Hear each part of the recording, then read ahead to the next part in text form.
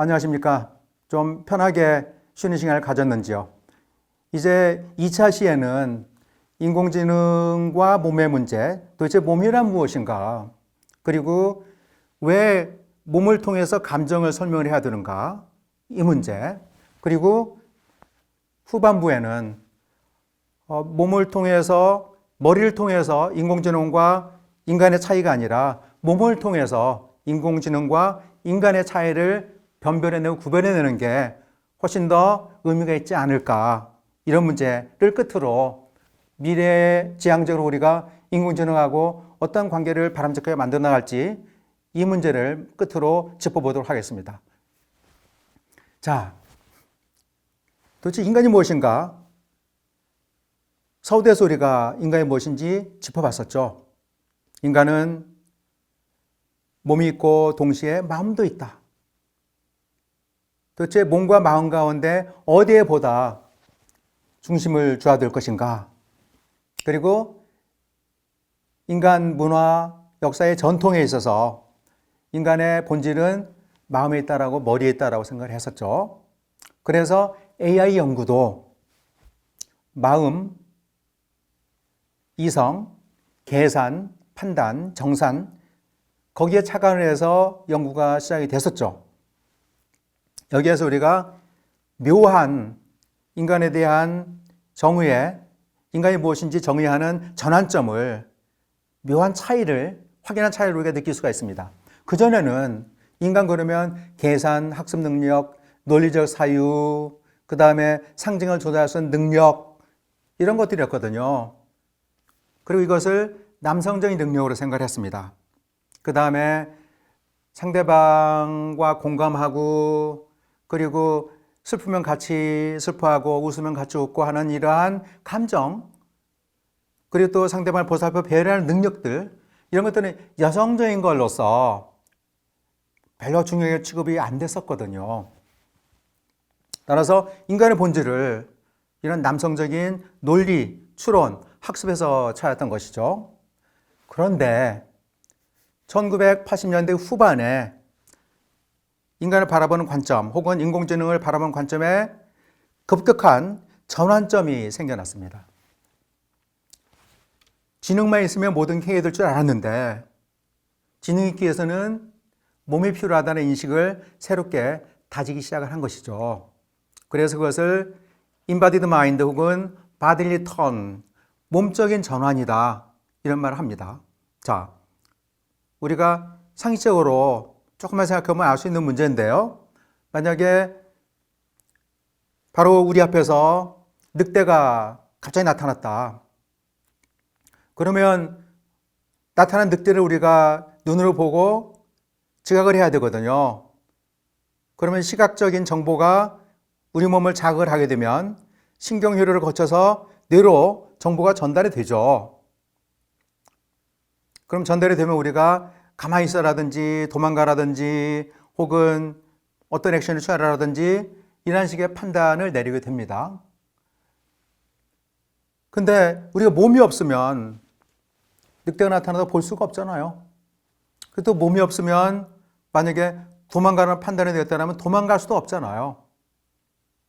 따라서 머리만 있으면 안 되고, 머리가 정보를 수합을 하고 정보를 분석을 하고 정보를 결합을 한다면 그 정보를 가져오는 매개체, 이것은 몸을 통해서만 가능하다. 이러한 인식이 1980년대 후반에 이러한 인식을 모든 과학자들이 공유하기 시작을 했던 거예요. 근데 그전에는 인간은 뇌이고 몸이라는 것은 있어도 좋고 없어도 좋은 살덩이에 지나지 않는다. 그래서 그 당시에 많이 나왔던 시나리오가 SF 영화들, 스타워즈 같은 데 보면 그런 시나리오들이 많이 볼 수가 있는데, 인간의 모든 기억을 컴퓨터에다가 다운받아서 그 모든 자료를 로봇에다가 업로드하면, 그러면 빵 하고 나인데 훨씬 더 튼튼하고 건강하고 잘생긴 내가 나타나는 거죠.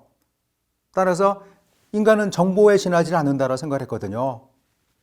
그리고 만약 그렇더라면 이렇게 넘어지면 피나고 병 걸리고 암도 생겨나고 이러한 후진 살덩어리 대신에 강철이나 알루미늄 같은 걸 만들면 얼마나 좋겠는가, 이런 이제 시나리오들이 전개가 됐었거든요. 근데 그건 그러한 인간 모델, 그러한 AI 모델은 말이 안 된다. 왜냐하면 몸의 중요성을 새삼스럽게 인식을 하기 시작을 했던 것이죠. 그러면서 1990년대 중후반부터 감정이 두각을 나타내기 시작을 했어요. 이성이 아니라 감정. 그리고 인간은 이성이 아니라 보다 인간 같은 게 만드는 것은 이성적인 능력이 아니라 감정적인 능력이다. 아무리 계산을 잘해도 그것은 컴퓨터가 인간보다 훨씬 더 100배, 1000배 빨리 계산할 수가 있는데, 그리고 컴퓨터가 최쓰니 바둑이니 인간의 챔피언들 전부 다 물리쳐버렸는데, 인간을 그러면 그런 정산 능력 가지고 인간을 테스트한다라면 인간은 너무나 열등해도 너무나 열등한 존재거든요.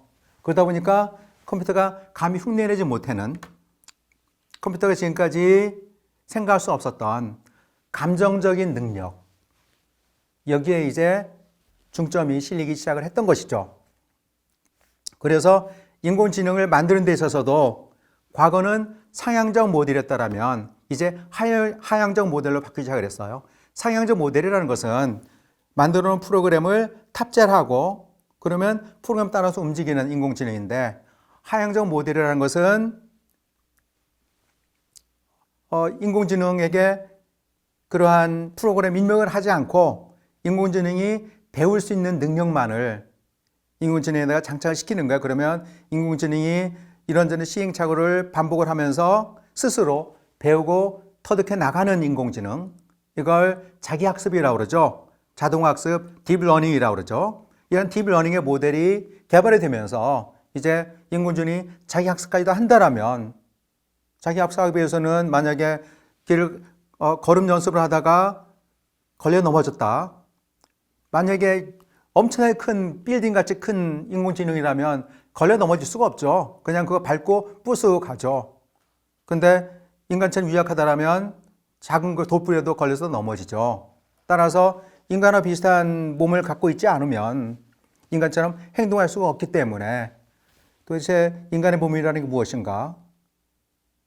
그러면서 몸이 무엇이다라는 정의를 새롭게 내리기 시작을 하죠.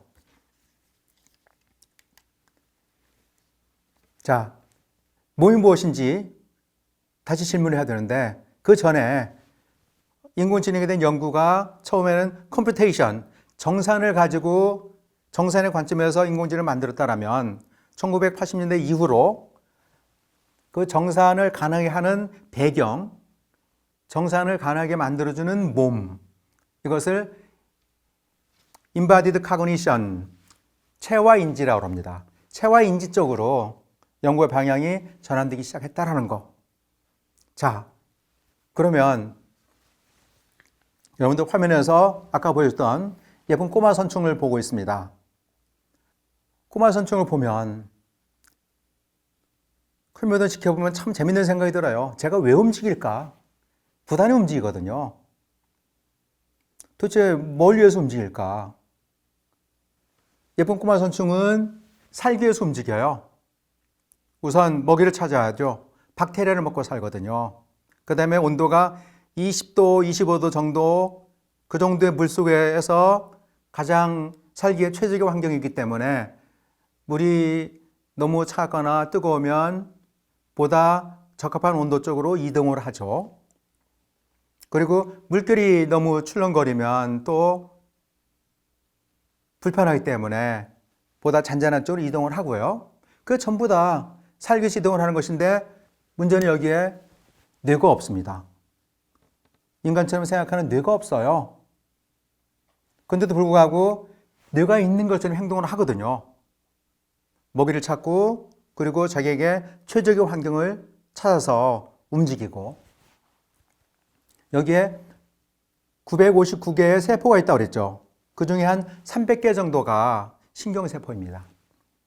신경세포가 외부의 상황을 탐지를 하죠. 뜨거운지 차가운지, 그리고 박테리아 있는지 없는지, 가까이 있는지 멀리 있는지, 이런 것들을 신경세포가 전부 다 그런 정보를 수합을 해서 뇌를 거치지 않고 몸 자체에서 거기에 상응하는 행동 패턴을 취하게 되거든요.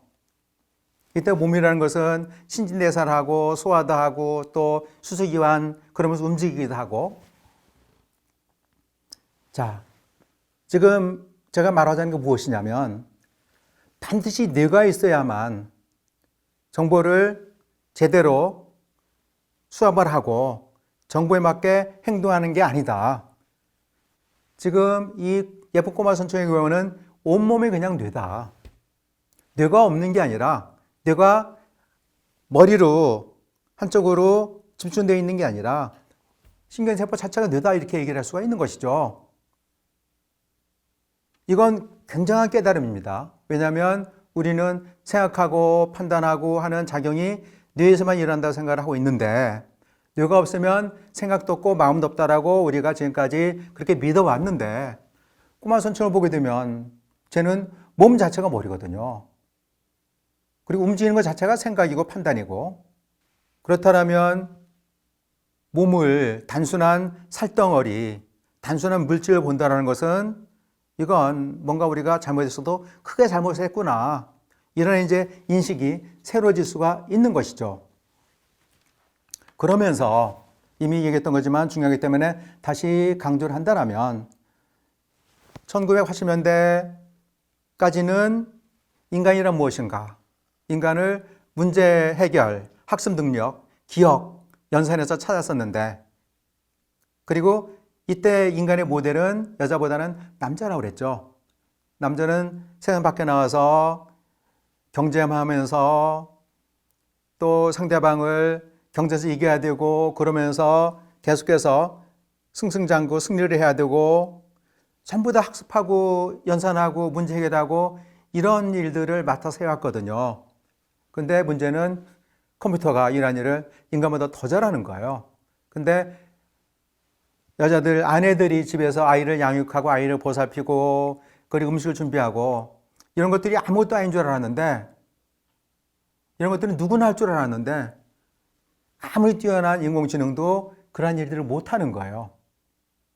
그렇기 때문에 로봇을 개발하는 회사들도 이제 감정을 발휘할 수 있는, 감정적으로 인간과 소통할 수 있는 로봇을 개발하자.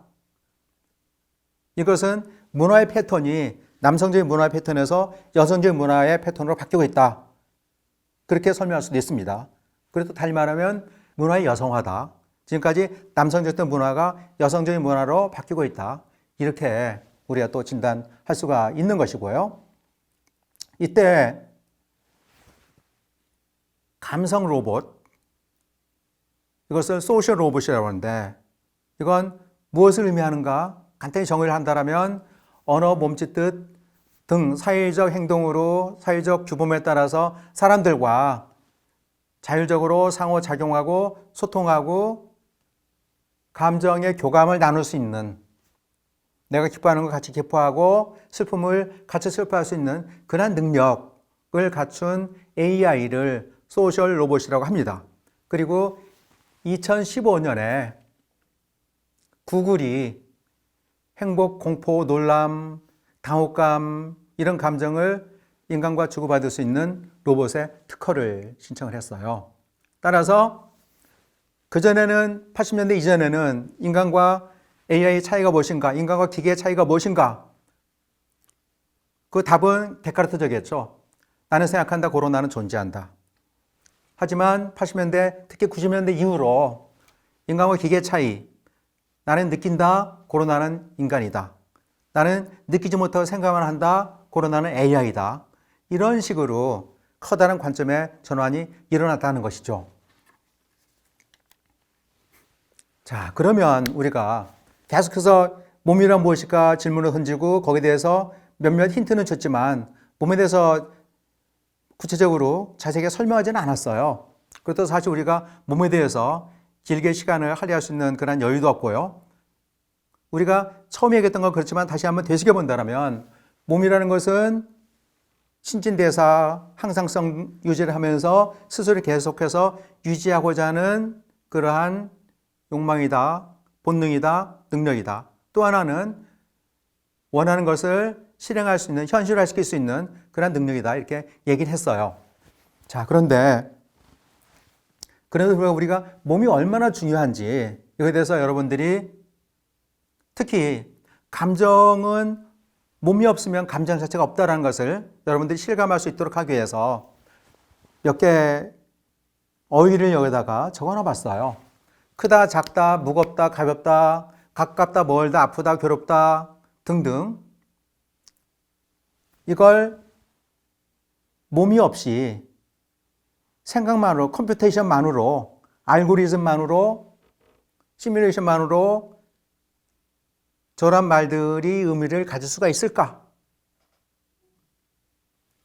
여러분들 지금 이걸 뭐라고 그러죠? 리모트 컨트롤이라고 그러죠? 리모트 컨트롤이 큽니까? 작습니까? 텔레비전, 집에 사용하는 텔레비전 리모트 컨트롤에 비해서는 좀 작아 보여요. 그렇지만 또 보다 작은 리모트 컨트롤에 비하면 굉장히 커 보이고, 크다 작다라는 것은 기준이 없으면 크다 작다라는 개념이 의미를 상실하거든요. 그러면 우리가 크다 작다, 무겁다 가볍다 얘기할 때는 우리는 인간의 몸을 기준으로 하고 있습니다. 만약에 제가 힘이 엄청 세다라면 탁자를 그냥 집게손가락으로 들어 올릴 수 있을 거예요. 그러면 탁자는 가벼운 거죠. 근데 저는 그렇게 힘이 세지 못하기 때문에 두 손으로 힘을 줘서 불끈 들어야 되거든요. 그러면 무거워요. 무겁다, 가볍다. 이것은 내 몸된 조건에 따라서 무겁기도 하고 가볍기도 한 거예요. 따라서 만약에 빌딩만큼 10m 큰 로봇이 있다라면 걔네가 생각하고 있는 무겁다, 가볍다의 개념은 우리하고 너무나 달라지는 거죠. 그리고 가깝다, 멀다도 마찬가지예요. 가깝다, 멀다. 이때 우리가 그 중심 지점이 없으면 가까운지 먼지 우리가 헤아릴 수가 없거든요. 이때 우리는 내가 있는 이 지점, 내가 있는 이 자리, 이걸 기준으로 가깝고 멀고 하거든요. 지금 제가 마포에 있는데 마포는 제가 있는 건대로부터 멀어요. 그리고 제가 즐겨가는 식당, 여기서 굉장히 멀어요. 하지만 제 연구실에서는 그 식당이 가까운 거리거든요. 따라서 지금 내가 있는, 몸이 있는 자리, 이게 가까운지 먼지 그런 말에 의미를 부여하는 것이고, 그리고 제가 굉장히 빠르다 걸음이, 달리기 전용 로봇처럼 엄청 빠르다라면 여기서 건대까지 거리도 가깝다고 생각을 할 거예요. 아프다, 괴롭다 등등도 마찬가지죠. 우리는 다른 동물과 달리 인간은 굉장히 약한 동물입니다. 우리가 송곳 같은 거, 핀셋 같은 거 사용하다가 자칫 잘못하면 손을 긁혀서 피가 나요. 근데 강아지든 호랑이든 늑대든 동물들 가운데 인간처럼 그렇게 잘 다치는 동물 없어요. 왜냐하면 전부 다 털로 덮여 있거든요. 따라서 인간처럼 이렇게 약한, 툭하면 망가지는 이런 약한 피부가 없으면 아프다, 괴롭다는 말이 의미를 가질 수가 없어요. 따라서 아프다, 괴롭다라는 게 그러한 개념이 있는 게 아니라 몸이 저것을 가깝고 멀게 만들고, 늑대한테는 아무것도 아닌 게 나한테는 너무 아프고 괴로울 수가 있고, 몸이 이러한 모든 의미에, 이러한 말에 의미를 부여하는 거예요. 따라서 인공지능이 인과 같은 몸을 갖는가, 아니면 실리콘을 갖는가, 플라스틱을 갖는가에 따라 가지고 생각이 연산이, 컴퓨테이션이 엄청나게 달라지는 것이죠. 근데 이것을 80년대 이전에는 뇌만이 중요하기 때문에 몸을 플라시도를 하든 고무를 하든 전혀 상관이 없다라고 그렇게 믿었던 적이 있었어요. 그것을 복수 실현 가능성이라고 그래요. Multiple realization, multiple realizability. multiple이라는 것은 어떤 물질이든 흙이 됐든 플라스틱이건 나무건 상관이 없다. 이거의 정반대된 입장이 바로 embodied AI죠. 내 몸이 나무인지 아니면 실리콘인지 따라가지고 내가 이해하는 게, 판단하고 사유하는 게 엄청나게 달라진다. 내 몸하고 내 생각하고 사유하고 떼어놓을 수가 없다. 왜냐하면 우리가 몸을 통해서 사물들 지각을 하고 사물들에 다가서거나 멀어지고 등등 하거든요. 따라서 몸이라는 것은 그냥 우리 머리에 부록으로 붙어 있는 게 아니라 우리 머리를 위해서 필수적인 우리가 살아가는 환경에서 환경과 상호작용하면서 적용해야 되는 그러한 주체다. 따라서 몸이 없으면 지각도 없다. 지능도 없다. 이러한 인바디드 AI의 관점이 바로 오늘 우리가 감정에 대해서 얘기할 수 있는 그러한 백그라운드를 말해준다는 얘기를 할 수가 있습니다. 자, 그리고 여러분들 지금 몇 개 그림을 보고 있습니다. 맨 왼쪽 위에는 화살표 선분 두 개가 있고 그 다음에 동그라미가 선분 안쪽에 있기도 하고 선분 바깥쪽에 있기도 합니다. 여러분들 이런 그림들 많이 봤을 거예요. 그리고 이것을 시각적 환상이다, optical illusion이다 그렇게 명명을 하는데 위에 있는 거하고 밑에 있는 거하고 선분의 길이는 같거든요. 근데 동그라미라는 상황에 따라서 이 선분이 어떤 상황에 있는가에 따라 가지고 선분은 길게 보이기도 하고 작게 보이기도 합니다. 이거 바로 우리가 인간이 살이 있기 때문에 가능하거든요. 몸이 있기 때문에. AI라면 동그라미가 있건 없건 마찬가지로 두 개의 선분을 같이 볼 겁니다.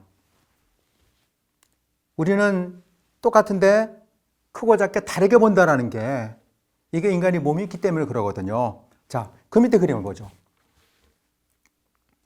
그 밑에 그림이 있는데 여러분들에게 뭘로 보입니까? 젊은 여성으로 보이는지 아니면 노파로 보이는지 아니면 또 다른 뭔지 왜 여러분들이 저 그림을 노파로 보거나 젊은 여성으로 볼까요? 우리가 어떻게 보는 거, 어떤 생각을 하는가에 따라 가지고 보이는 게 달라지거든요. 여러분들이 나를 보면서 교수로 볼 수도 있고 그냥 남자로 볼 수도 있고 아니면 저술가로서 볼 수도 있고 아니면 문문연구소 소장으로 볼 수도 있어요. 집에 가면 나는 아빠죠. 남편이 되고 보는 각도에 따라서 내가 달라지거든요. 집에 있는 몸은 남편으로서 아빠로서 몸이고 지금 여기서는 강연하는 몸이고 그런데 몸이 없다라면 우리가 저 그림을 그렇게 바라다 볼 수가 없기 때문에 AI는 저 그림이 무엇인지 아마 판단을 못 내릴 겁니다. 그리고 위에 있는 두 개의 선분 이건 엄청나게 중요한 의미를 가지는데 제가 수업할 때 학생들에게 많이 물어봐요. 내 키가 어느 정도 되느냐. 그러면 대부분의 학생들이 내 실제 키보다 한 5cm 정도 더 크다라고 말을 합니다. 왜냐하면 수업 시간에 교탁에서 학생은 전부 다 앉아 있는데 교사가 강의를 하면 그리고 또 교사는 학생들보다 권위가 있는 사람이잖아요. 더 높고 더 커 보여요. 이것은 인간이기 때문에 생겨나는 그러한 착시 현상이거든요. 그리고 이게 바로 우리의 삶이에요.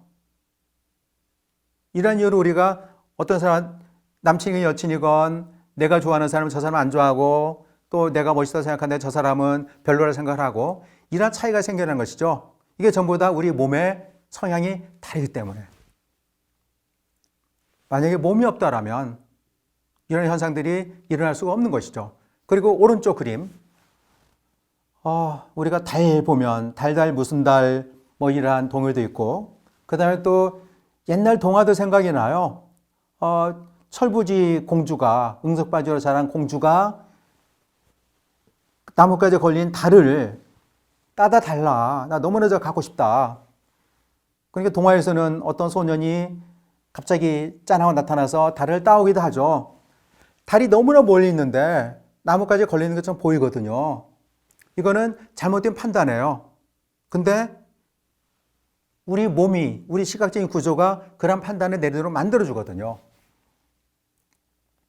그리고 그러기 때문에 우리가 멀고 가까움, 그리고 우리하고 친근하거나 낯설고 이러한 감정이 생겨나는 거예요. 만약에 달을 좋아하는 감정이 없다라면 좋아하기 때문에 가까이 있는 것처럼 보이거든요.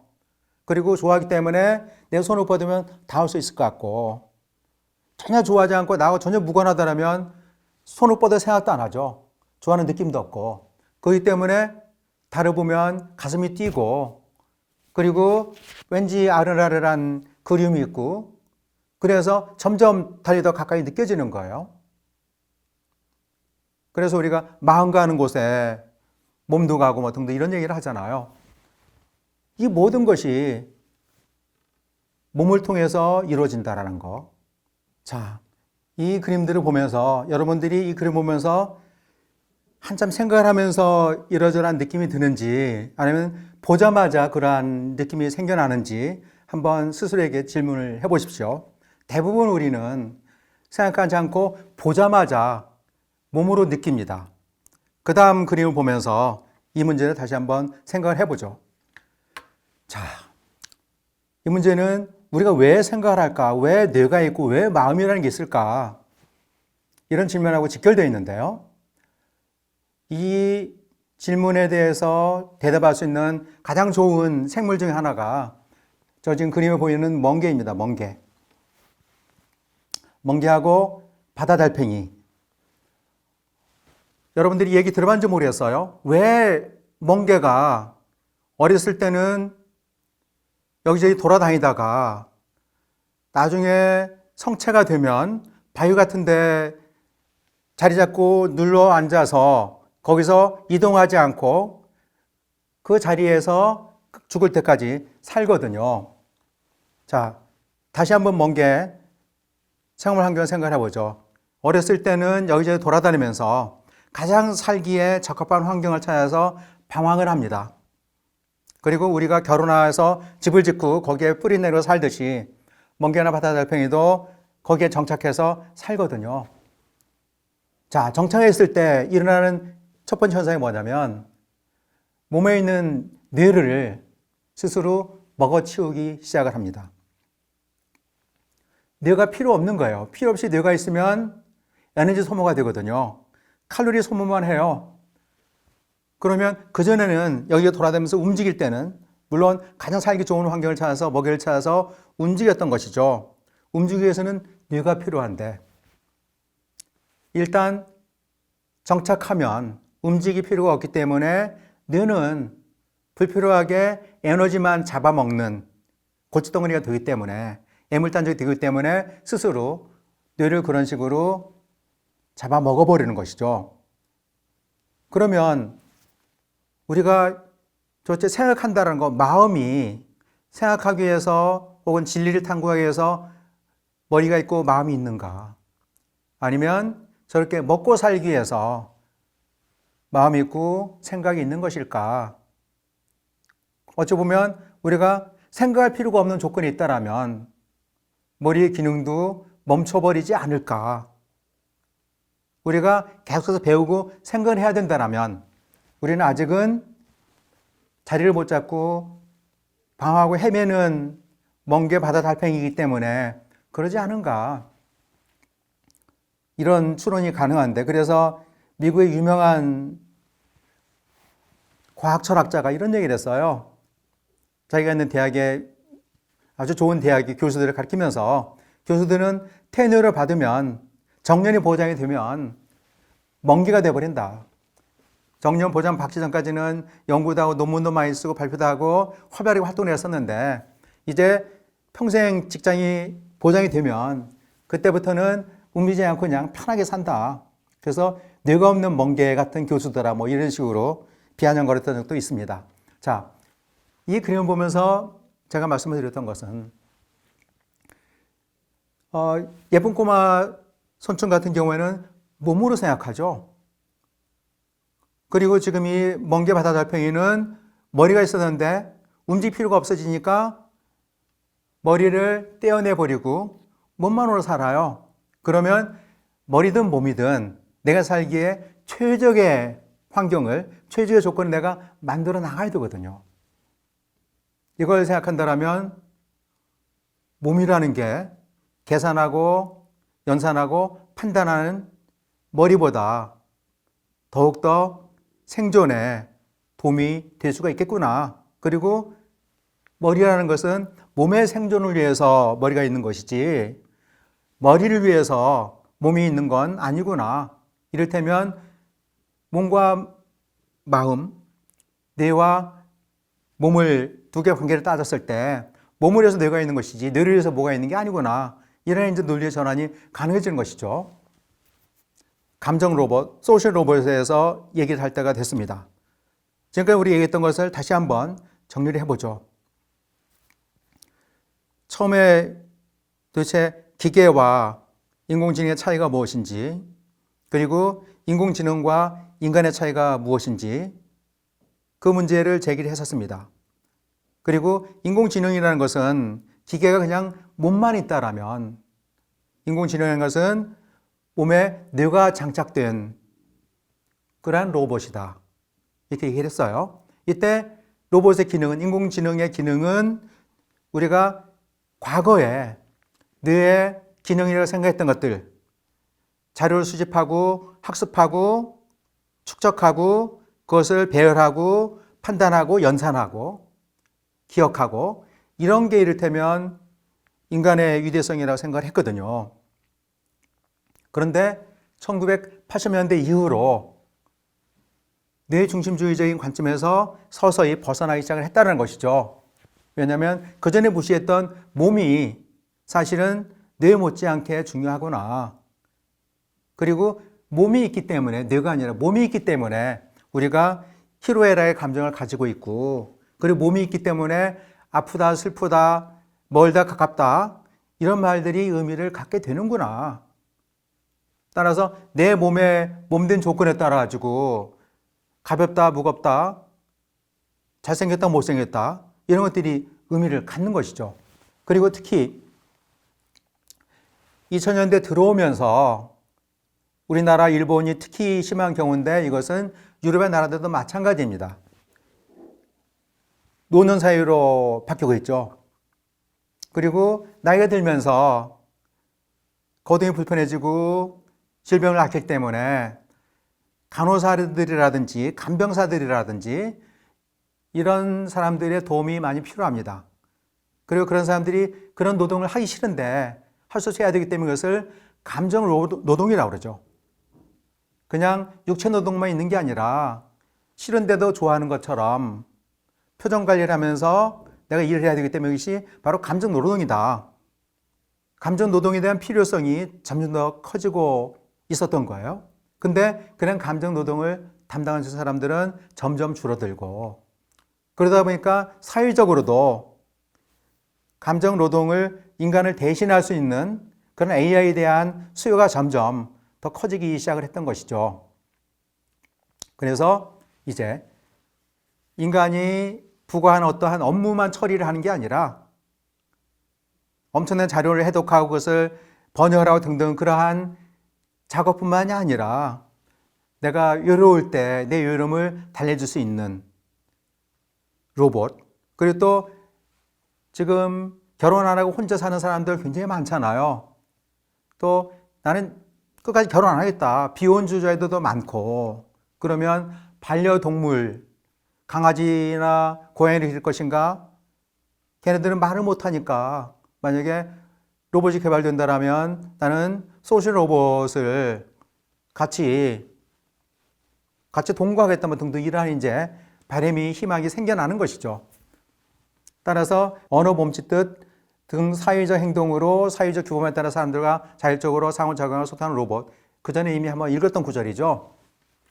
그래서 지금 오른쪽에 있는 그림을 보게 되면 우리에게 친근감을 주기 위해서, 친밀함을 주기 위해서 얼굴도 로봇처럼 만드는 게 아니라 진짜 사람처럼 사람하고 구별할 수 없는 얼굴, 몸 가진 그런 로봇들을 계속해서 개발을 하고 있죠. 그리고 최근에 엄청난 화두가 되고 있는 리얼돌,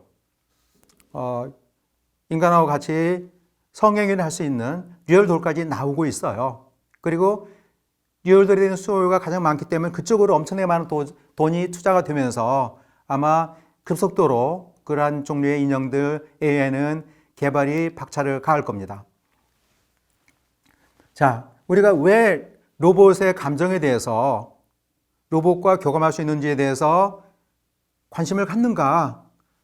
우리나라에서 앙케이트 조사를 한 결과 통계 자료를 보여드릴게요.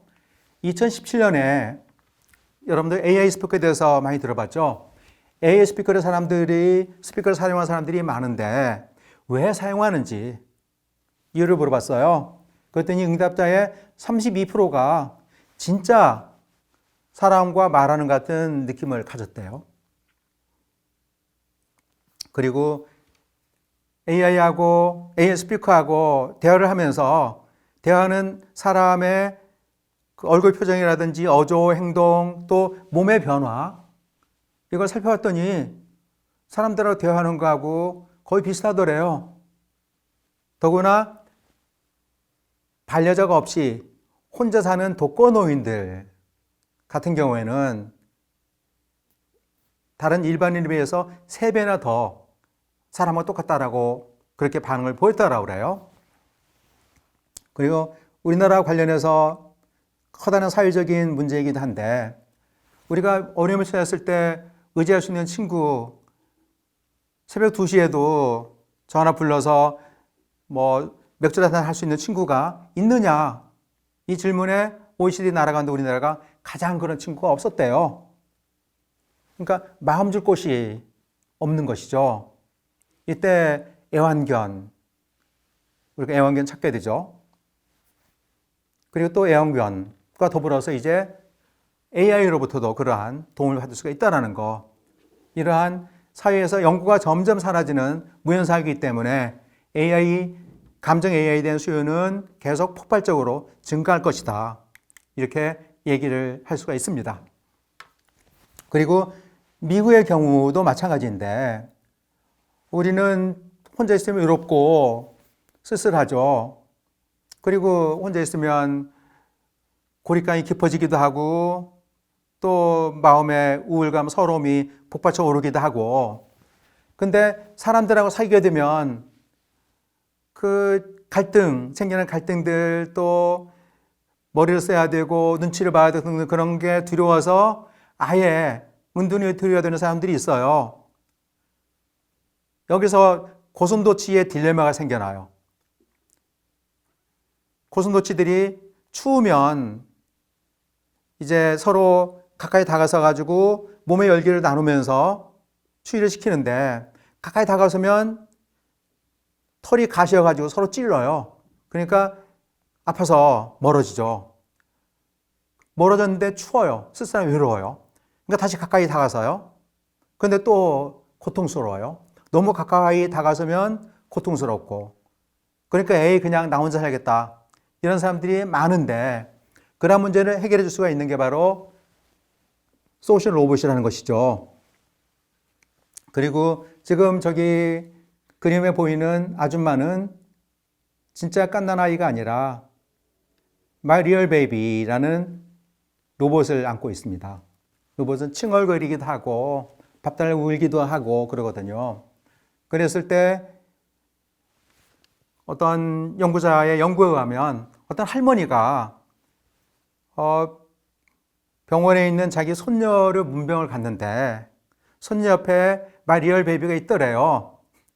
근데 잠시 손녀하고 몇 마디 나누다가 마이 리얼 베이비에 흠뻑 빠져가지고 오히려 마이 리얼 베이비한테 더욱더 정감을 느꼈다. 더욱더 애정을 느꼈다. 이런 결과도 있어요. 그래서 야, 참 우리가 저게 사람이 아닌 AI라고 생각하면서도 관계를 하다 보게 되면 빠져드는, 그리고 감정이입을 하게 되는 그런 현상들이 생겨난다.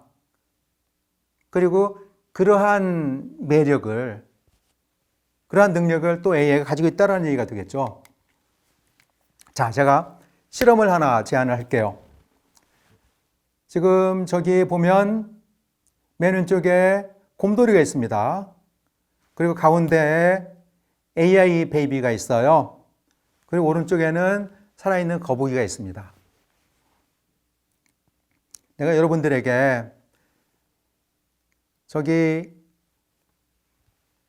거북이든 곰인형이든 한번 들고 거꾸로 들고 흔들어 봐라 라고 했을 때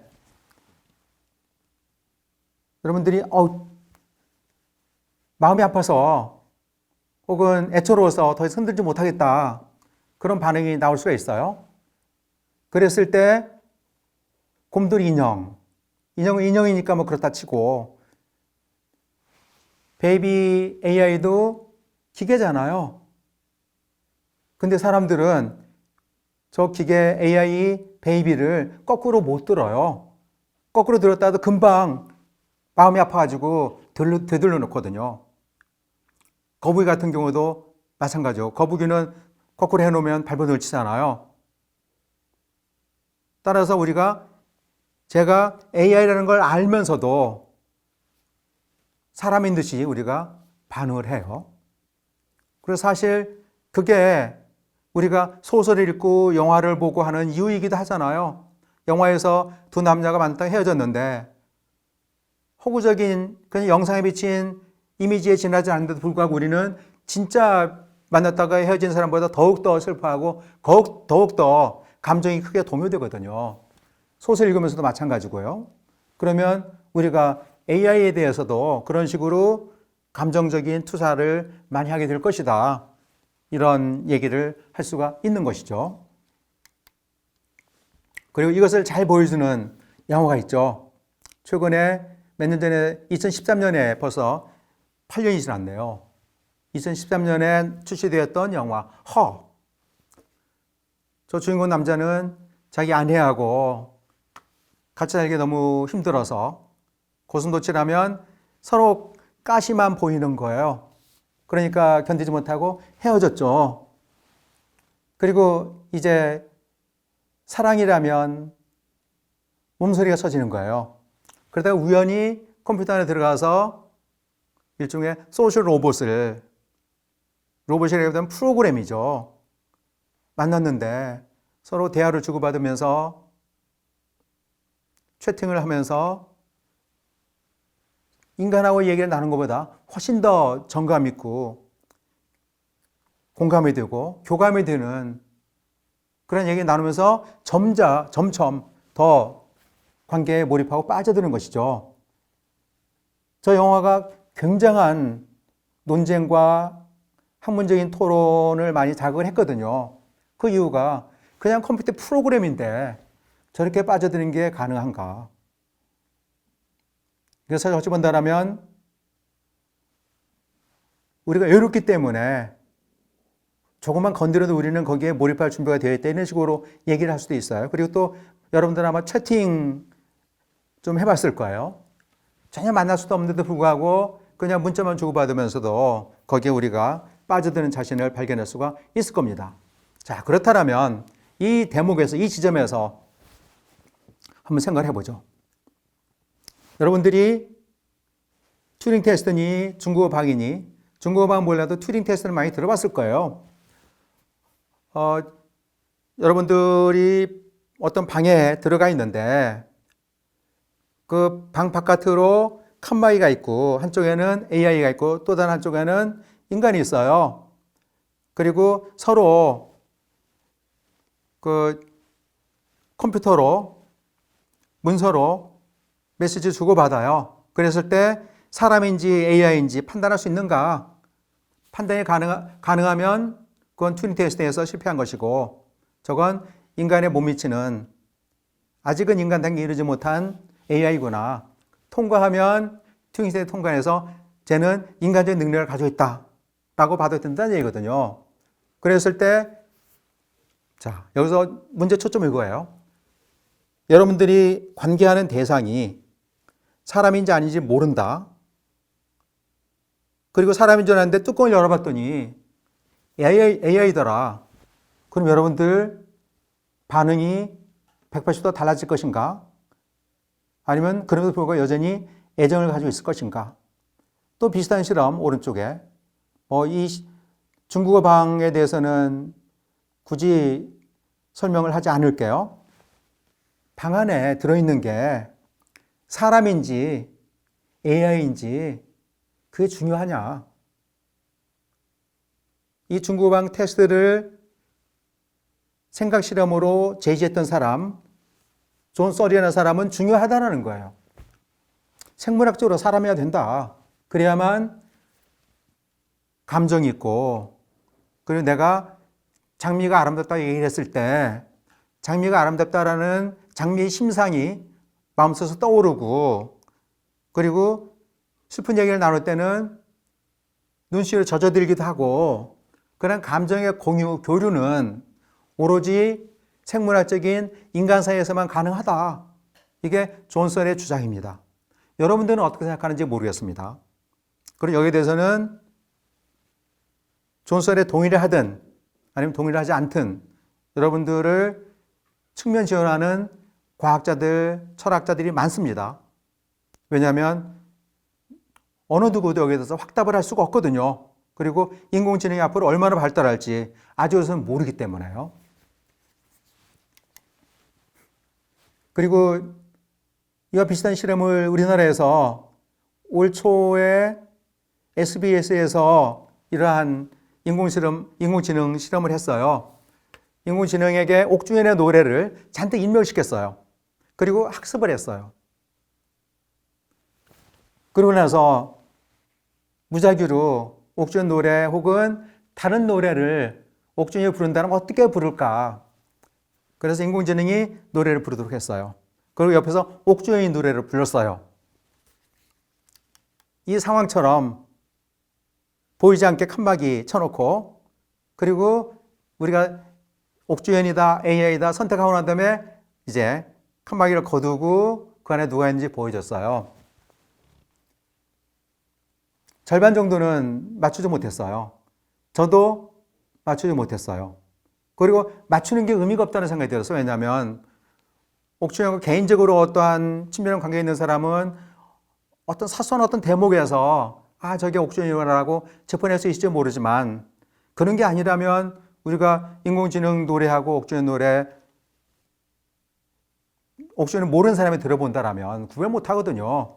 그리고 오히려 어떤 사람은 옥주현보다 더 잘 불렀기 때문에 옥주현은 그런 실험에서 감정이 좀 흐트러지고 당황할지도 모르는데 인공지능은 그러지 않기 때문에 완벽하게 자기 능력을 발휘한다. 이런 질문을, 이런 대답을 했던 사람도 있거든요. 그러면 자, 여기서 인공지능 감정이 있는가, 없는가? 이 질문을 우리가 해야 됩니다. 대부분의 사람들은 인공지능은 감정이 없다라고 생각을 합니다. 왜냐? 인공지능이 우리하고 대화를 나눌 수가 있어요. 그리고 실제로 사람과 똑같이 생긴 인공지능 로봇이 우리하고 같이 대화를 나눌 수가 있거든요. 소피아라는 인공지능 이름을 가진 인공지능이 있고, 그리고 또 사우디아라비아 어떤 사람은 인공지능하고 결혼까지 했어요. 나는 인공지능 신부하고 살겠다. 자, 그런데 생각해 보세요. 인공지능이 나를 보면서 사랑한다라고 그런다. 그랬을 때 그 말을 내가 고지고대로 받아들일 수가 있을까? 아니면 앵무새처럼 사랑한다는 말만 할까? 현재 인공지능을 바라보는 관점은 감정이 없다라는 거예요. 왜냐하면 인공지능이 장미가 아름답다라고 인공지능이 얘기를 한다라고 했을 때 장미가 아름답다는 말만 있지, 우리 그 말을 할 때는 마음속에 장미를 의식을 하잖아요. 근데 인공지능은 그런 의식이 없다. 그리고 우리가 마음속 장미를 떠오르면 우리 마음은 우리 마음 바깥에 있는 장미라는 대상을 지향하거든요. 그런 지향성이 없다. 그리고 우리는 사랑합니다 말했는데 상대방이 노발대발해요. 그러면 내가 실수했구나라고 당하면서 그 자리 일어나가지고 떠나는데, 인공지능은 자기가 실패를 해도 거기에서 왜 실패했는지를 모른다. 그리고 인공지능은 장미라는 말하고 로즈하고 둘 사이에 말과 말의 관계는 알지만 진짜로 장미를 보면 그게 장미인지 모른다. 이러한 주장을 하거든요. 자, 근데 이 질문 우리가 약간 다른 관점에서 다시 한번 생각해 보죠. 예쁜 꼬마 선충, 여러분들은 감정이 있다고 생각합니까? 없다고 생각합니까? 저는 감정이 있다고 생각합니다. 왜 감정이 있다고 생각하는가? 움직이잖아요. 왜 움직이는가? 감정이 없으면 움직이지 않거든요. 내가 바늘로 지렁이를 찌른다. 그러면 지렁이는 중추신경은 없지만 말단신경밖에 없어요. 찌른 지점에서 움직여요. 어디가 찔린지도 모르지만 고통스럽게 움직이거든요. 그러면 이 지점에서 도대체 감정이 무엇인가? 감정에 대해서 정의를 내려야 돼요. 감정. 참 정의 내기 어려운데 우리가 서로 얘기를 나눌 때, 야, 너 나한테 감정 있어? 이럴 때 의미하는 감정하고, 인간은 이성뿐만 아니라 감정도 가진 동물이다라고 말했을 때 감정하고 서로 달라요. 자, 그러면 감정이 무엇인지 한번 살펴보기로 하죠. 자, 감정이라는 것은 몸에 발생하는 변화가 감정입니다. 아주 간단하게 정의를 내리죠. 몸에 발생하는 변화다. 지금 여기 리모컨 컨트롤이 있습니다. 리모컨 컨트롤 하다가 왼손바닥을 때려요. 그러면 약간의 통증이 있습니다. 이 통증이 감정이죠. 자, 리모컨 컨트롤하고 제 몸하고 부딪혔어요. 그렇기 때문에 제 몸에 변화가 생겼죠. 부딪힌 지점에 있는 신경세포가 부딪혔다라는 정보를 두뇌로 보내는 것이고요. 만약에 앞에 늑대가 나타났다. 그러면 늑대를 보자마자 저는 도망갈 거야, 아마. 이때는 늑대를 보자마자 시신경이 자극이 됐는데 이게 대뇌로 가는 게 아니라 그냥 자동 반사적으로 도망가요. 이것은 뇌가 없는 모든 동물들도 그렇게 행동을 해요. 뭔가 위기가 닥쳤을 때 도망가거나 달려들거나 두 가지 반응이 나타나는데 그것도 감정이거든요. 여기서 지금 넓은 의미에서 감정을 얘기하고 있습니다. 영어로 affect라고 그러죠. 그리고 감정 가운데 사회적인 감정, 인간적인 감정, 필링하고 이모션을 나누기도 하는데 우리가 넓은 의미에서 감정을 얘기하고 있습니다. 그러면 우리가 맛있는 달콤한 케이크를 먹는다. 그러면 케이크하고 내 몸하고 만나가지고 달콤한 케이크 내 입속으로 들어가면서 행복한 기분 좋은 반응을 이끌어내죠. 이게 바로 감정이죠. 근데 만약에 실수로 독이 들어있는 물을 입속에 넣었다. 그러면 독하고 내 몸하고 만나게 되면 입에 들어가자마자 순간적으로 내가 그걸 삼키지 못하고 입 밖으로 뱉어버리거든요. 몸 안으로 들어온 것을 밖으로 뱉어내는 반응, 이게 혐오감이죠. 이것도 감정이죠. 예, 제가 감정은 몸에 발생하는 변화라고 그랬죠. 그 변화가 행복이 될 수도 있고 불행이 될 수도 있고 고통이 될 수도 있고 기쁨이 될 수도 있죠. 그러면 이때 몸이란 무엇인가?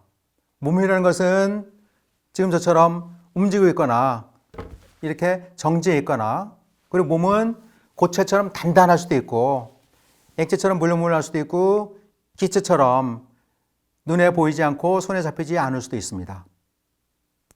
이게 몸입니다. 그리고 계속해서 변화하는데 변화가 순간적으로 변했다가 다시 제대로 돌아올 수도 있고 지속적으로 변할 수도 있습니다. 만약에 제 손가락 하나 끊어진다면 이걸 다시 붙이지 않는다면 끊어진 손가락은 영원히 없는 손가락이 되겠죠. 그리고 이러한 몸에 다른 몸들과 부딪혀서 그것이 독약이 됐건 혹은 커피가 됐건 혹은 가다가 발에 걸린 돌부리가 됐건 부딪혀가지고 내 몸에 변화가 일어난다고 그랬죠. 근데 그 변화는 몸에 다 기억이 됩니다. 내가 의식적으로 기억을 못한다 할지라도 내 몸이 전부 다 알고 있습니다. 자, 내가 모를지라도 내 몸이 알고 있습니다. 그래서 아마 여러분들 이런 경험을 해봤을 거예요. 전혀 생각나지 않던 게 화장실에 갔더니 갑자기 생각이 나는 거예요. 왜냐하면 화장실에서 그런 일을 당했기 때문에. 이때는 내 기억이 내 몸에 있기도 하지만 화장실에 있기도 하죠. 그래서 생각나지 않던 기억이 화장실과 만나면서 다시 상기가 되는 거죠.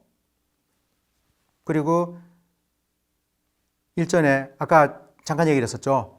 우리가 스마트폰을 사용한다면 스마트폰은 내 몸 바깥에 있는 내 몸의 기억이다. 이런 얘기를 했는데 아무튼 우리 어떤 경험을 하든 그게 전부 다 우리 몸의 기억이 되고 이것은 우리 신경회로, 신경망에 이런저런 식의 그 가지치기 그리고 결합을 통해서 그러한 정보들이 전부 다 기록이 되어 있습니다. 자, 이때 우리 몸을 가지고 있고 몸은 빨리 움직이거나 느리게 움직이고 보다 근육질이거나 덜 근육질이고 약골이거나 강골이고 등등 이런 차이가 있죠. 그리고 내가 달콤한 케이크를 먹었을 때 몸에 느껴지는 그러한 짜릿한 기쁨, 이 기쁨이 내가 만들어낸 게 아니라 케이크를 먹음으로 인해 가지고 야기된 감정이죠. 따라서 감정이라는 것은 내가 자체적으로 자율적으로 만들어내는 게 아니라 외부 대상과 만나면서 외부 대상과 부딪히면서 외부 대상과 접촉을 하면서 몸에 생겨나는 반응이 바로 감정입니다. 그래서 감정은 능동적이기보다는 수동적이에요. 우리는 감정을 당하는 것이지 감정을 하는 것은 아니다. 지금 저 부딪힌 접촉사고난 택시를 보기로 하죠. 택시 두 대가 꽝 부딪혔죠. 그러면 택시가 범퍼가 떨어져 내리거나 앞이 찌그러지거나 이러한 변화가 생겨나죠. 이러한 변화가 바로 감정이라는 것이죠. 그리고 변화가 너무나 크면 우린 죽죠. 독약을 마셨다. 근데 뱉어버리면 좋은데 모르고 끝까지 마셨다. 그러면 그 독약이 우리 몸하고 맞지 않기 때문에 우리 몸의 세포가 죽임을 당하면서 우리 몸이 더 이상 기능을 하지 못하고 그전까지 이렇게 잘 움직이는 몸이 완벽하게 정지해 버리죠. 따라서 우리는 몸이 가장 상태가 좋게 최저의 상태로 활성화될 수가 있는가 하면 최악의 상태로 그렇게 침대에 누워있을 수도 있죠. 그리고 우리는 언제나 환경에 노출되어 있죠. 바람에 노출되어 있고 그리고 바깥에 나가 피어있는 진달래, 개나리에 노출되어 있고 또 구름이 뭉게뭉게 떠 있고 차들이 지나가고 이 모든 것들이 우리에게 크고 작은 감정적인 반응을 일으킵니다. 그리고 사실 우리가 그것을 의식하지는 못하지만 우리 몸을 알고 있습니다. 그러한 이유로 우리가 스트레스를 받으면서도 스트레스를 받지 못하는 경우가 많아요. 그리고 스트레스가 계속 쌓여가지고 우울증이나 다른 정신질환으로 발전됐을 때 그제서야 아는 경우도 있죠. 제가 왜 이러한 사례들을 일일이 열거를 하냐면 우리 몸에 일어나는 변화를 우리가 전부 다 아는 게 아니라 극히 일부분밖에 몰라요. 자, 그렇지만 지금 이 시간에도 우리 몸은 계속해서 변화가 있다라는 거. 자, 그럼 이때 우리 몸은 계속해서 변화가 있다. 왜 그럼 우리가 그런 감정을 가지는가? 여러분들이 스크린에서 왼쪽에는 아이들 이미지가 있고요. 오른쪽에는 호랑이들 사진이 있습니다. 호랑이들 보면 우리 몸에 반응이 나타나죠. 만약에 숲에서 호랑이를 봤다. 그럼 우리는 놀래서 도망가죠. 살기 위해서. 살기 위해서 도망갈 때 우리 몸은 도망가기에 가장 좋은 상태로 우리 몸이 바뀌어요. 모든 에너지가 도망가는데 할애가 되기 때문에 소화기관이 작동을 안 해요. 그렇기 때문에 계속 도망가면 나중에 소화기관에 문제가 생겨요. 만약에 우리 안에 호랑이 있다라면 우리는 그냥 느긋하게 바라다 보겠죠. 즉 우리가 호랑이를 바라다 봤을 때 내가 도망가야 되는지 아니면 계속 이 자리에서 바라다 봐도 되는지 이건 내 삶의 문제하고 직결되어 있어요. 내가 사느냐 죽느냐.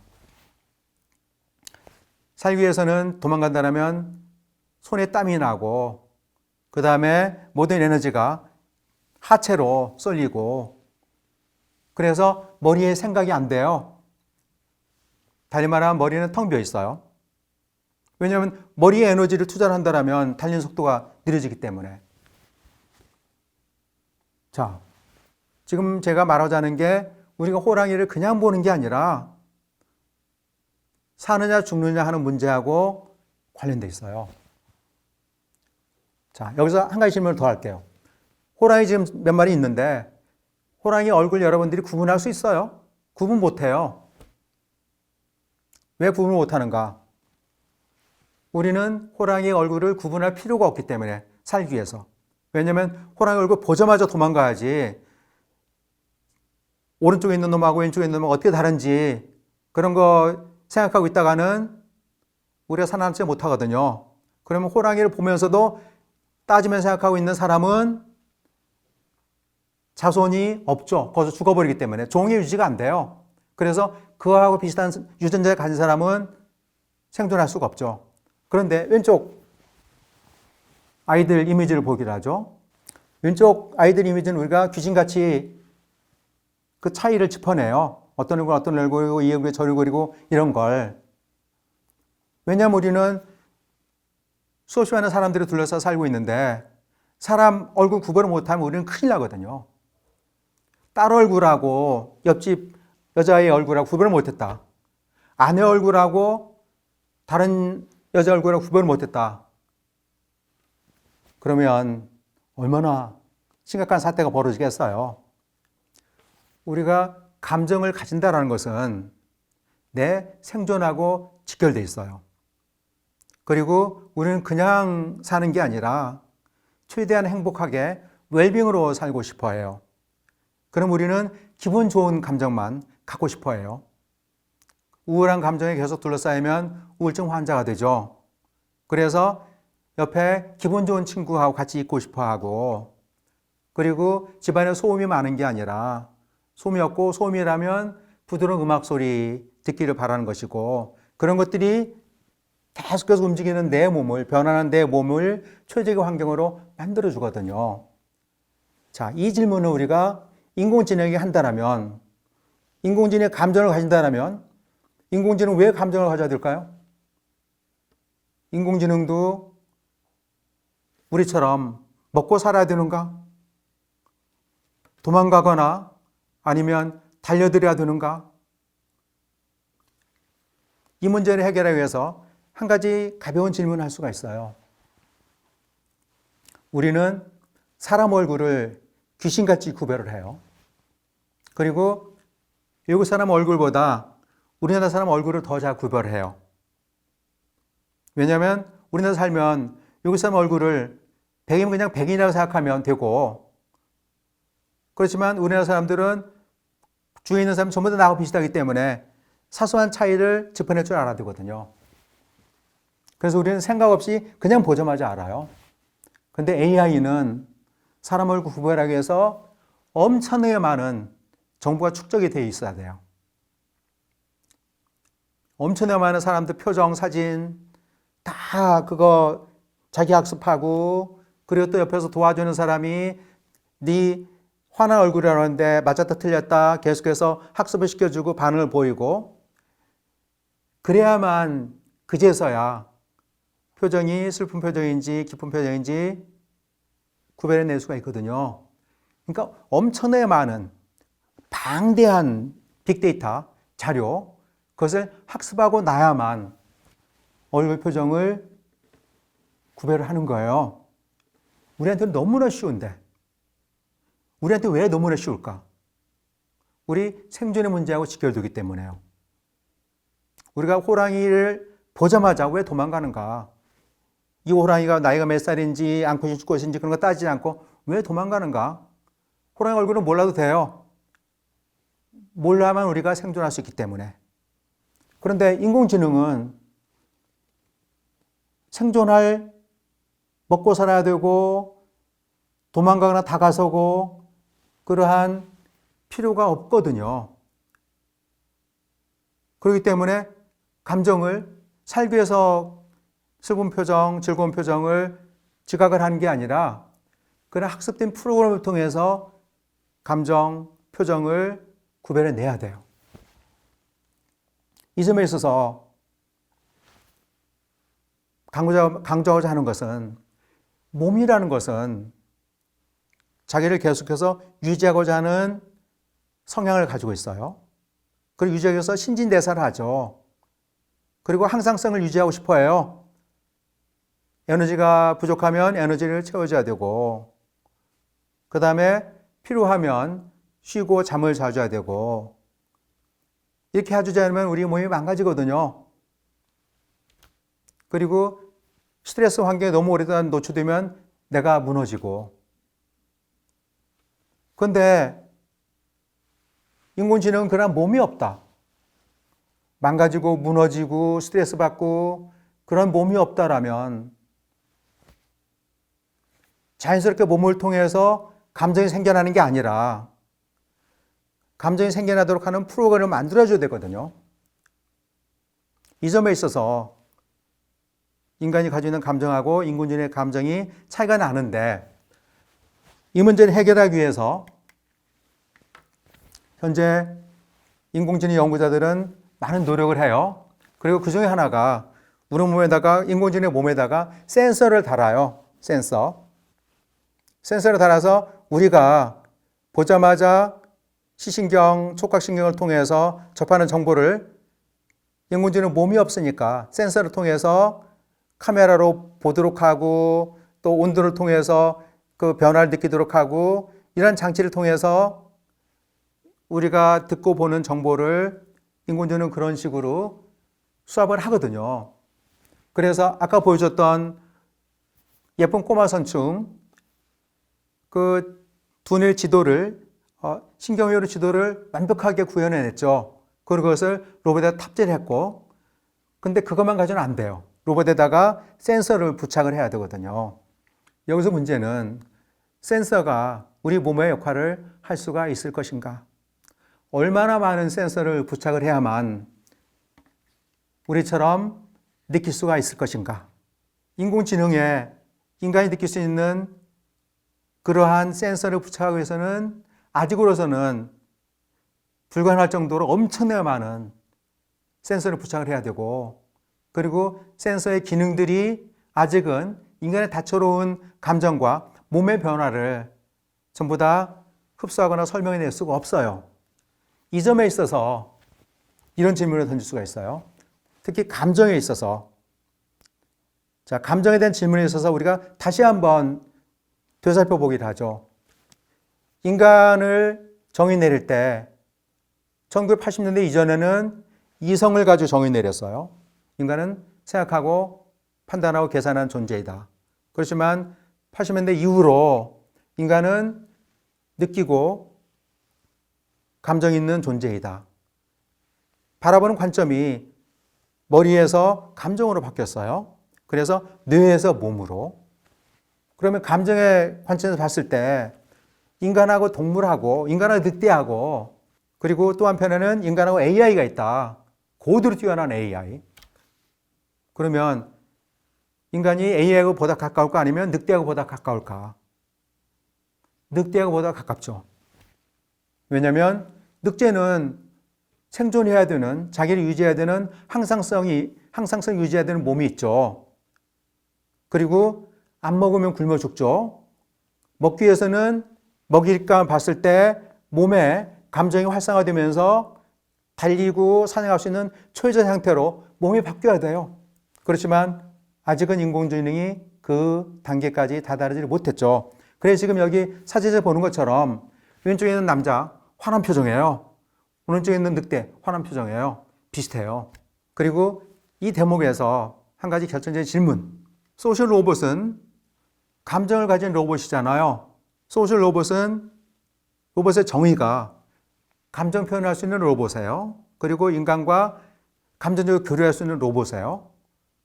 그런데 우리가 방금 전에 로봇은 AI는 원칙적으로 그 먹고 살아야 되는 자기를 유지해야 되는 몸이 없기 때문에 일부 상황과 만나고 헤어지고 하면서 생겨나는 감정이 있을 수가 없다 이 말을 했죠. 그렇다면 AI의 감정이 있다면 이것은 진짜 감정인가 아니면 감정의 연기인가? 감정 흉내에 지나지 않는 것일까? 그러니까 우리가 이 경우를 한번 생각해 보죠. 내가 지금 기분 좋아서 웃고 있어요. 근데 웃음이 안 나오는 사람이 있다고 해보자고요. 나는 웃고 있어. 웃고 있다라 생각을 해. 그럼 인공지능은 웃고 있다라 웃지는 않으면서 웃고 있다라 말하는 사람하고 똑같지 않을까? 진정한 감정은 없는데, 몸의 변화는 없는데, 말만, 표정만 그렇게 하지 않는가? 이 질문을 우리가 조금 더 밀어붙일 수가 있어요. 어떤 사람이 이렇게 질문할 수가 있어요. 고양이에게는 고양이의 감정이 있다. 개에게는 개의 감정이 있다. 그렇다면 인공지능에게는 인공지능의 감정이 있지 않을까? 이 질문에 대해서 여러분 어떻게 생각하세요? 이 질문을 보다 이제 굉장히 민감한 사안으로 적용을 하면 리얼 돌은 단순한 섹스 기구일까 아니면 섹스 파트너일까? 리얼 돌에 만약에 감정이 있다고 생각하면 우리는 단순한 망치, 드라이버 같은 그러한 기구로 취급할 수가 없을 거 아니에요. 우리는 인공지능을 그냥 망가지면 쓰레기통에 갖다 버릴 수가 있을까? 아니면 우리가 아프면 병원에 가듯이 인공지능 병원으로 데려가야 되는가? 이런 문제들을 가지고 고민할 수밖에 없거든요. 그리고 결론으로 몇 마디 더 덧붙이려고 하죠. 인공지능이 과연 감정이 있는가 없는가? 이것을 우리가 객관적으로 감정이 있다 없다 결론을 내릴 수가 있을까 없을까? 여러분도 어떻게 생각하세요? 길게 설명할 수는 없는데 어떤 실험이 있습니다. 몸에다가 그 신경 전달 물질 아드레날린을 몸에다가 주사를 했어요. 그리고 주사한 사람들을 두 그룹으로 나눴어요. 한 그룹의 사람들은 지금 굉장히 행복한 그러한 호르몬 주사를 맞았다. 또 다른 사람들에게는 아주 고통스러운 호르몬 주사를 맞았다. 그렇게 두 그룹으로 나누고 나서 그 두 그룹으로 나눈 사람들이 있는 방에 아이들이 들어와서 떠들고 했어요. 그랬더니 행복한 호르몬 주사를 맞았던 사람들은 아이들을 떠드는 거에 너무 즐거워하면서 귀엽다 그러면서 같이 어울리고 노는데 오른쪽 그 고통스러운 주사를 맞더라고 암시를 받던 사람들은 오늘 떠드는 것에 대해서 굉장히 분노하고 그리고 아이들 내쫓고 이런 반응을 보였어요. 근데 사실은 두 그룹이 똑같은 주사를 맞았거든요. 내가 어떻게 생각하느냐에 따라 가지고 똑같은 호르몬도 분노가 될 수가 있고 기쁨이 될 수가 있어요. 그럼 우리는 인공지능 AI를 도대체 어떻게 바라다 봐야 될 것인가? 어떻게 바라다 봐야 되는지에 따라 가지고 우리와 인공지능의 관계가 달라지거든요. 이때 우리는 인공지능을 우리 인간 마음에 확대된 것으로서 인공지능 우리하고 전혀 다른 인공지능 박스 안에 과연 인간의 뇌가 들어있는가 아닌가 이런 관점에서 볼 게 아니라 인공지능이 만약에 인간처럼 행동을 한다라면 그러면 인격적으로 대접을 해줘야 되지 않는가. 그리고 인공지능에게도 인공지능 인격 같은 것들을 부여해야 되는 그런 시대가 점점 가까이 오고 있다. 이때 지금 여러분이 화면에서 스마트폰을 보고 있는데 스마트폰하고 나하고 전혀 다른 게 아니라 스마트폰은 바깥에 있는 나의 마음이라고 바깥에 있는 나의 지능이라고 기억이라고 볼 수가 있죠. 그리고 스마트폰과 더불어서 나는 공진화를 하는 거고요. 그리고 계산기가 있으면 우리는 계산하는 시간을 줄이고 그 시간에 다른 거에 시간을 투자를 할 수가 있죠. 따라서 계산기와 더불어서 인간이 계속해서 변화하고 새로운 방향으로 발전을 하고 있는 것입니다. 자, 지금 우리가 인공지능이 거듭나고 있는 단계에 있는데 앞으로 얼마나 더 인공지능이 발전할지 아직으로서는 속단할 수가 없습니다. 커즈와일이 진단했던 것처럼 특이점이 와가지고 그냥 인공지능이 아니라 최강의 인공지능, 인간을 초월하는 신적인 인공지능이 등장할 수 있을지도 몰라요. 근데 그것을 우리가 어떻게 바라다 봐야 되는가? 우리가 어떤 관계를 만들어 나가야 되는가에 따라 가지고 인간보다 똑똑한 인공지능을 할지라도 우리가 그러한 인공지능과 더불어서 행복한 미래가 열릴 수도 있고 아니면 적대 관계로 경쟁 관계로 접어들 수도 있고 따라서 우리가 어떻게 바라봐야 되는가에 따라서 인공지능이 인간을 바라보는 태도도 달라지게 된다. 따라서 우리는 일방적으로 인공지능과 관계를 하는 게 아니라 쌍방적인 관계에 있다. 그리고 서로 상호회적인 관계를 맺으면서 미래를 향해서 아름다운 미래를 향해서 공진화를 우리가 모색을 해야 된다. 그렇다면 감정이건 두뇌이건 인간이 독점한다라고 인간 예의주의적으로 생각을 하지 말고 더불어서 관계지향적으로 우리가 인공지능이든 다른 동식물들도 바라다 봐야 된다. 이걸 여러분에게 부탁을 드리고 싶습니다. 우리가 인간 중심주의적이 아니라 관계 중심적으로 다른 인공지능, 다른 사물들, 다른 동식물과 더불어서 같이 이 지구에서 공존을 모색을 해야 된다. 여러분들이 그러한 미래를 개척하기를 바랍니다. 이상입니다. 수고했습니다.